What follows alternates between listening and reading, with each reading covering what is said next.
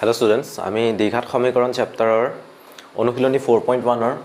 question number 5 টো কৰিবলৈ লৈছো। question number 5 ৰ first part ত আমাক কি দিয়া আছে চোৱা। question number 5 টো আমাৰ total 7টা question আছে। তাৰে first question টোত দুটা দ্বিঘাত সমীকৰণ দিয়া আছে আৰু এটা শৰ্ত সুধিছে যিটো শৰ্তত এই দুটা দ্বিঘাত সমীকৰণৰ এটা উমৈহতীয়া মূল থাকিব। যদি এটা উমৈহতীয়া মূল থাকে তেতিয়া হলে সেই উমৈহতীয়া মূলটো আমি কি বুলি ধৰিব পাৰো? আলফা বুলি ধৰিব পাৰো। গতিকে আমি লিখিম ধৰা হল সমীকৰণ দুটাৰ উমৈহতীয়া মূলটো বুলি মই ডাইৰেক্ট লিখিছো।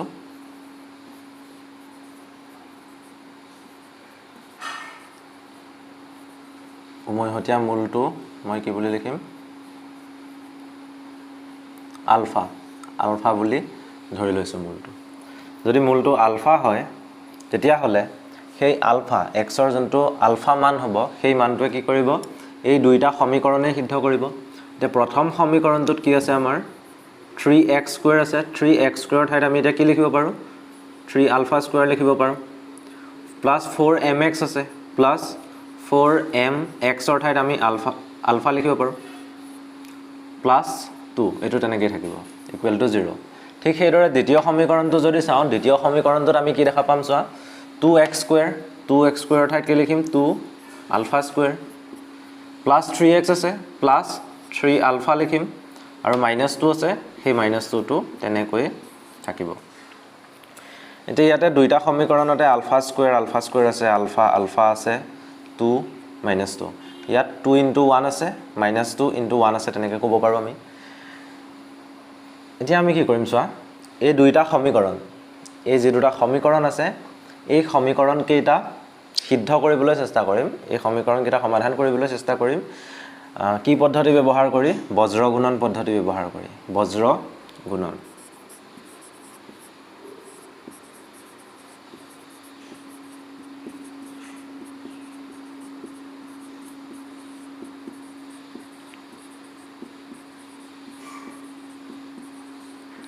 বজ্ৰ গুণন পদ্ধতি যদি ব্যৱহাৰ কৰো যে আমি কেনেকৈ কৰিব লাগিব চোৱা আমি α² লিখিম 1 লিখিম আকৌ α² লিখিম। কিয় কৈছো তোমালোকে নিশ্চয় বুজি পাবা। α² প্ৰথম সমীকৰণটো যদি চাওঁ α² ৰ লগত কি পূৰণ হৈ আছে 3 আলফাৰ লগত কি পূৰণ হৈ আছে 4m 2 ৰ লগত 1 ৰ লগত 2 পূৰণ হৈ আছে সো ইয়াত আহিব 2 কিন্তু α² লগত যেহেতু তলত 3 আছিল হেতু কাৰণে আকৌ কি কৰিম ইয়াত মই ৰিপিট কৰিম হেতু বস্তু। ঠিক সেইদৰে পাছৰটোত চোৱা দ্বিতীয় সমীকৰণটোত α² লগত 2 আছে আলফাৰ লগত 3 আছে আৰু 1 ৰ লগত -2 আছে 2 3 -2 ইয়াত α² তলত 2 আছিল সো 2 টো আমি ৰিপিট কৰিছো। এতিয়া চোৱা কেনেকৈ লিখিম আমি α² দিলো equal to alpha equal to 1 α² ৰ তলত কি আহিব আমি চাব লাগিব। তোমালোকে ভালকৈ চোৱা α² আছে α² ৰ তলত থকা এটা বস্তু নাহে ইয়াৰ পৰা আহিব 4m * -2 আৰু 3 * 2 4m * -2 আগত তাৰ পাছত মাইনাস চিন আহিব তাৰ পাছত 3 * 2 আহিব অৰ্থাৎ এনেকুৱা হ'ব 4m * -2 মাইনাস চিন তাৰ পাছতে কি আহিব 3 * 2 আলফাৰ তলত কি আহিব আলফাৰ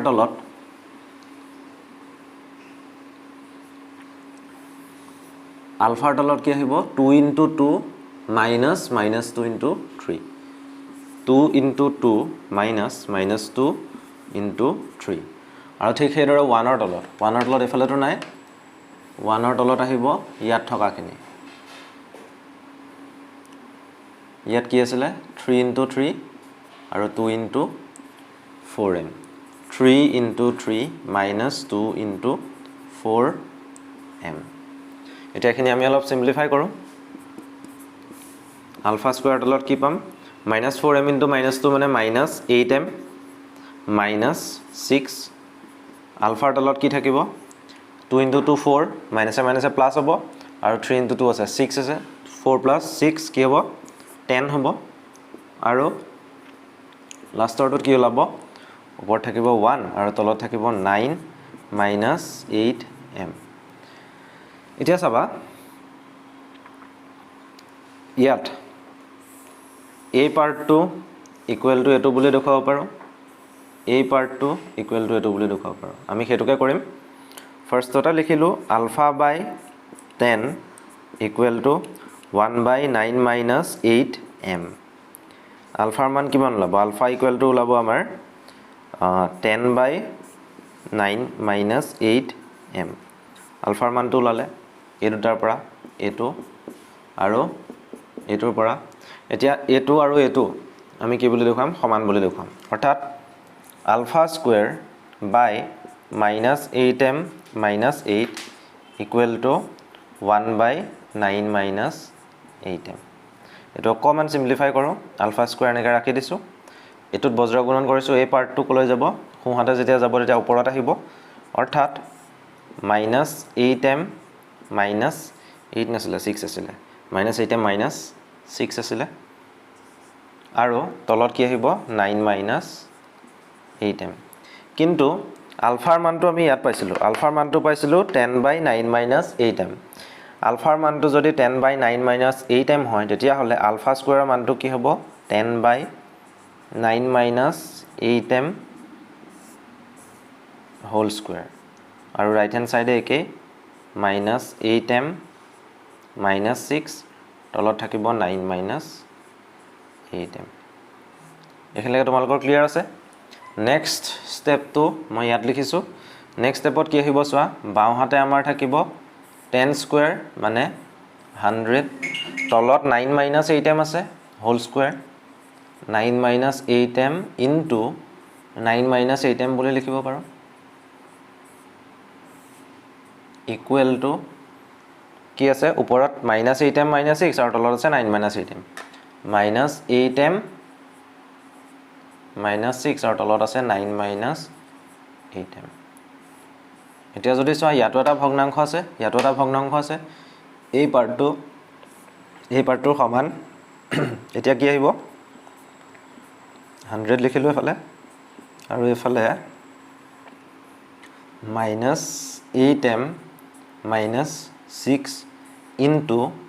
9 মাইনাছ 8m এতিয়া এইখিনি যদি সিম্পলিফাই কৰা তেতিয়া তোমাৰ এটা কি ওলাব দ্বিঘাত সমীকৰণ ওলাব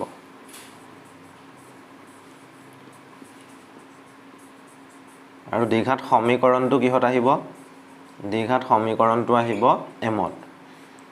মানে চলক হিচাপে m থাকিব এতিয়া mৰ যি কেইটা মান পাবা mৰ দুটা মান আহিব যেহেতু দ্বিঘাত সমীকৰণ সমাধান কৰিলে দুটা মান আহে সেই কেইটা মানৰ কাৰণে কি হ'ব এই দুটা দ্বিঘাত সমীকৰণৰ এটা উমৈহতীয়া মূল থাকিব তোমালোকে এটো কৰি জনাবা mৰ মান কেইটা কি পালা তোমালোকে কমেন্টত ভালকৈ জনাবা আৰু শুদ্ধ হৈছে নে নাই মই তোমালোকক জনাই দিম এতিয়া আমি কোৱেশ্চন নম্বৰ 5 অৰ সেকেন্ড পাৰ্ট লৈ আহিছো সেকেন্ড পাৰ্টত কি আছে চোৱা এটা দ্বিঘাত সমীকৰণ দিয়া আছে দ্বিঘাত সমীকৰণটো হৈছে ax² + bx + c = 0 এটো জানাই ইয়াৰ এটা মূল আনটোৰ n গুণ হ'ব বুলি কৈছে দ্বিঘাত সমীকৰণৰ যেহেতু দুটা মূল থাকে তাৰে এটা মূল আনটো মূলৰ n গুণ বুলি কৈছে গতিকে আমি ধৰিব পাৰো আমি ধৰা হল এটা মূল আলফা এটা মূল যদি আলফা হয় আনটো মূলটো আলফাৰ n গুণ হ'ব লাগিব এতেকে আনটো মূল কি হ'ব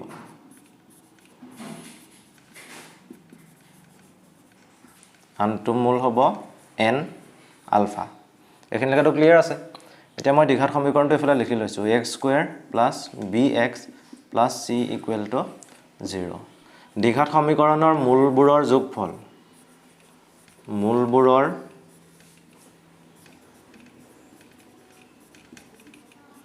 যোগফল ইকুৱেল টু কি আছিলে -b/a আছিলে কাৰণ এইটো দ্বিঘাত সমীকৰণৰ আদৰ্শ ঠাঁচটোৱে দিয়া আছে যদি আমাৰ 2x² + 3x + 1 দিয়া থাকিলেহেঁতেন তেতিয়া যোগফলটো কি হ'লহেঁতেন তেতিয়া যোগফলটো হ'লহেঁতেন -3/2 কিন্তু যেহেতু ইয়াত ax² + bx + c = 0 দি থোৱা আছে সেইটো কাৰণে আমি -b/a লিখিব পাৰোঁ আৰু মূলকেইটা আমি অলৰেডি ধৰি থৈছোঁ মূলকেইটা হৈছে আলফা আৰু n আলফা ইকুৱেল টু আমি কি পালো -b/a আমি আলফা কমন ল'ব পাৰোঁ কি থাকিব 1 + n ইফালে -b/a থাকিব আলফা ইকুৱেল টু কি হ'ব ইয়াৰ পৰা আলফা ইকুৱেল টু হ'ব minus B by A into 1 plus N এতিয়া চাবা মূলকেইটাৰ যোগফল লৈ আমি কৰিলোঁ এতিয়া মূলকেইটাৰ পূৰণফল লৈ কৰিম পূৰণফল মূলবোৰৰ পূৰণফল বুলি লিখি ল'বা আৰু পূৰণফল কাৰ সমান হয় চি বাই এৰ সমান হয় মূলকেইটা হৈছে আলফা আৰু এন আলফা পূৰণ কৰিছোঁ চি বাই এ পাইছোঁ alpha square into N equal to C by A alpha মানে আমি পাই গ'লোঁ minus B by A into 1 plus N alpha square মানে কি হ'ব B by A into 1 plus N ইয়াতে মাইনাছ চাইন এটা আছে আলফা স্কুৱেৰ যিহেতু গতিকে স্কুৱেৰ আহিব ওপৰত স্কুৱেৰ থাকিব into N equal to C by A next মই ইয়াত কৰিছোঁ বি স্কুৱেৰ আছে ওপৰত হ'ব বি স্কুৱেৰ তলত A square 1 plus N whole square হ'ব A square plus A square into 1 plus N whole square হ'ল আৰু আগত যেহেতু মাইনাছ আছিলে মাইনাছৰ স্কুৱেৰ হ'লে কি হয় প্লাছ হৈ যায় গতিকে মাইনাছ চাইনটো ইয়াত নাহে ইফালে আমাৰ কি থাকিলে ইফালে থাকিলে চি বাই এ ইয়াতে আৰু এন এটা পূৰণ হৈ আছিলে N 1 plus N whole square ইয়াতে এ স্কুৱেৰ যে আছে সেইটো আমি এ ইনটু এ বুলিও লিখিব পাৰোঁ ইয়াতে এ এটা আছে ইয়াতে এ আছে কেঞ্চেল যাব আমাৰ থাকিব কি তেতিয়া এন থকা পাৰ্টকেইটা আমি বাওঁহাতে ৰাখি থ'ম এ বি চি থকা পাৰ্টকেইটা আমি সোঁফালে নিম চি থাকিলে বি স্কুৱেৰ তলত আহিব বি স্কুৱেৰ আৰু এ তলত নাহে এ আহিব ওপৰত এ যিহেতু ইয়ালৈ যাব ক্ৰছ মাল্টিপ্লিকেশ্যন হ'ব বজ্ৰপূৰণ হ'লে এইটো আহিব ইয়াত ওপৰলৈ গতিকে আমাৰ চৰ্তটো কি হ'ল চৰ্তটো হ'ল যে N into N by 1 plus N whole square equal to যদি A C by B square হয় তেতিয়াহ'লে এই দ্বিঘাত সমীকৰণটোৰ এটা মূল আনটো মূলৰ কি হ'ব এন গুণ হ'ব এতিয়া আমি থাৰ্ড কুৱেশ্যনটো চাম থাৰ্ড কুৱেশ্যনত কি আছে X square minus P X plus Q equal to 0 এটা মূল আনটোৰ দুগুণ হ'ব X square minus P X plus Q equal to 0 দ্বিঘাত সমীকৰণটো দিয়া আছে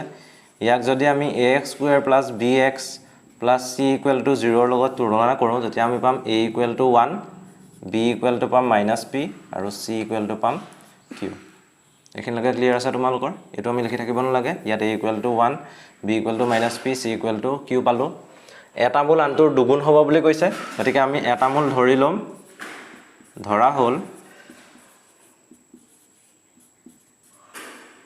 এটা মূল আমি কি ধৰিম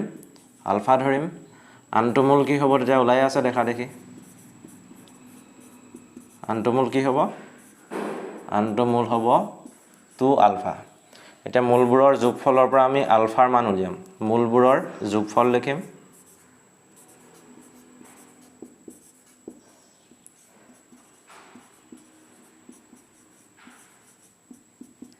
মূলবোৰৰ যোগফল কি হয় মাইনাছ বি বাই এ হয় মাইনাছ আছে বিৰ মান আছে মাইনাছ পি গতিকে মাইনাছ পি এ মানে হৈছে 1 ইকুৱেল টু কি আহিব প্লাছ পি বাই 1 মানে আল্টিমেটলি পি গতিকে মূলকেইটাৰ যোগফল পাইছোঁ পি অৰ্থাৎ আমি এনেকৈ ক'ব পাৰোঁ alpha plus 2 alpha equal to P 3 alpha equal to P therefore alpha equal to P by 3 ইয়ালৈকে হৈ গ'ল নেক্সট আমি মূলবোৰৰ যোগফল যেহেতু কৰিলোঁ এতিয়া মূলবোৰৰ পূৰণফল কৰিম মূলবোৰৰ পূৰণফল কি হ'ব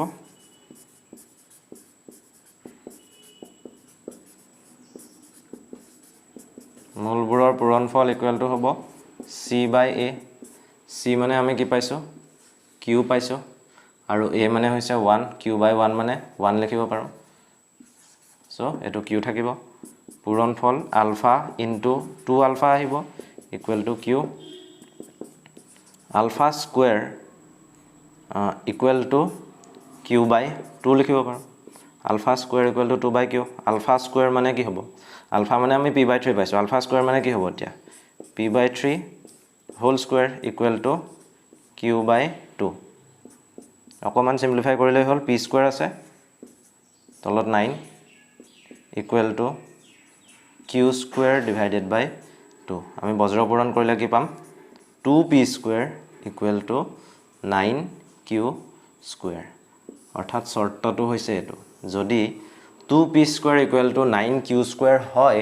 তেতিয়া হলে এই দ্বিঘাত সমীকৰণটোৰ এটা মূল আলফা হলে আনটো মূল 2 আলফা হ'ব অৰ্থাৎ এটা মূল আনটো মূলৰ কি হ'ব দুগুণ